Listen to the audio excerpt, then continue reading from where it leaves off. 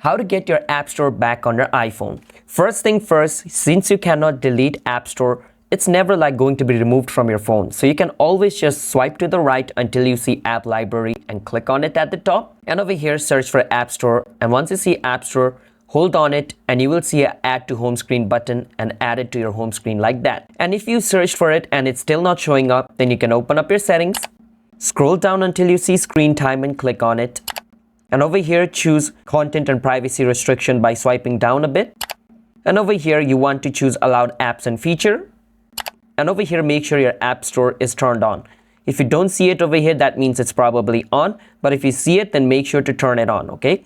Once it is on, it should be available. The next thing you can do is click on iTunes and App Store Purchases. And over here, make sure Always Require is on. And at the top where it says Installing Apps, make sure it is on Allow. Once you do that, your problem should be fixed. Now try to search for App Store. It should probably appear on your screen. And restart your phone as well. Sometimes restarting your phone also fixes the issue, and update your phone if there's any update available. That should probably fix the bug issue if there's any bug causing the problem. Hope you understand. Subscribe to our channel for more videos like this.